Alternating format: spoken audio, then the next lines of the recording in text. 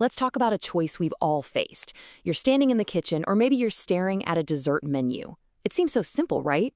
But that choice between the crisp, healthy apple and that decadent piece of cake, well, it tells a fascinating story about who we are and who we're becoming at every single stage of our lives. So let's just ask it straight up. Which would you pick right now in this moment? An apple or a piece of cake? Go on, pick one. Now, hold that thought, because as we're about to see, the real answer isn't just about what you're craving. It's so much deeper than that. On the surface, it feels like this classic showdown, right? You've got the apple in one corner, representing health, fuel, the future. And in the other corner, you have the cake, representing pure taste, an instant reward, the present moment. But what's really interesting is that simple comparison completely misses the real story. See, the real reason you pick one over the other isn't some fixed thing. It actually evolves pretty dramatically as you grow. The why behind an 8-year-old's choice versus an 18-year-old's or a 40-year-old's, they're like different worlds. So let's start at the very beginning. Okay, let's rewind the clock to age 8. At this stage in life, the decision, well, it's not really a conscious choice at all, is it? It's much more about a powerful, primal instinct just taking over. For a kid, that piece of cake is like a magnet. And this isn't just them being picky. This is evolution at work. For thousands of years, a sweet taste meant high-energy, safe food.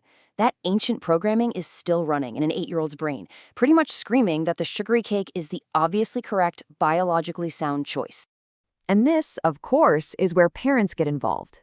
Now, research shows that a really common strategy, just completely forbidding the cake, can actually backfire. It makes the kid want it even more. So what's the best tool a parent has? It's pretty simple, actually. Just modeling the behavior. Choosing the apple themselves. All right, let's jump forward 10 years. Now we're looking at an 18-year-old athlete, and the whole equation has changed. Food isn't just about taste anymore. It's all about performance. It's fuel for the machine. For this person, the apple is the go-to, the daily fuel that provides steady energy for training. But the cake? The cake isn't the enemy here. It actually becomes a strategic tool. It's the cheat meal that gives you a mental break from a super strict diet. It can even give a little boost to your metabolism. The key, though, is all about timing.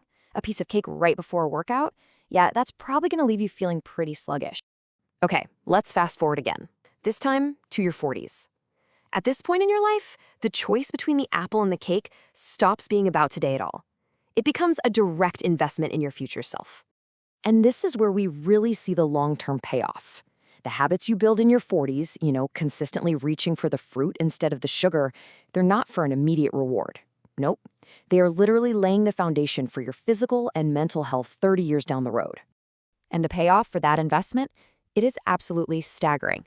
Harvard research has shown that people who stick to healthy diets in their midlife are between 43 and 84% more likely to be thriving physically and mentally in their later years. That's just an incredible return on investment for making a few better choices every day. So you see what's happened? The motivation has totally shifted. It's not about fueling a workout anymore. It's about preventing disease and maintaining your independence later in life. The apple becomes a tool for what scientists call healthy aging. But the game changes one more time. By the time you're in your 50s, the decision is shaped again, this time by these subtle shifts in how we actually experience pleasure. So let's talk about a concept called hedonic hunger. It's really just a fancy way of describing that urge to eat for pure pleasure, not because you actually need the energy. It's that voice in your head that says, I just have to have that piece of cake. But as we get older, studies show that that voice starts to get a little bit quieter. And the research on this is really clear. Younger adults are way more likely to be driven by this pleasure-seeking hunger. But as we get older, that drive tends to decrease. It means the sheer, overwhelming power of the cake's sweetness starts to lose some of its grip on us. So even though our raw sense of taste might decline a little bit with age, our focus on wellness gets much, much sharper. Our palate gets more sophisticated. We start to appreciate the complex, subtle benefits of the apple, its texture, its fiber, way more than the one-note intensity of the cake. So, after this whole journey across the lifetime, what's the final answer? Apple or cake? Which one is actually better?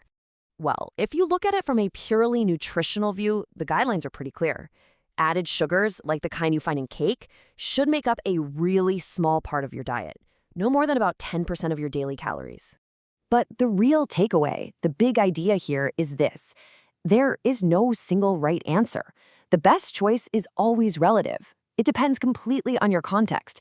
I mean, the athlete who needs a mental break and the 40-year-old who's planning for their future, they're living in two totally different worlds, and their best choice is going to reflect that. So let's go all the way back to that first question. An apple or a piece of cake? Forget about your age for a second. Think about your goals, your motivations, what you need right now, in this moment. What does your choice say about your story today?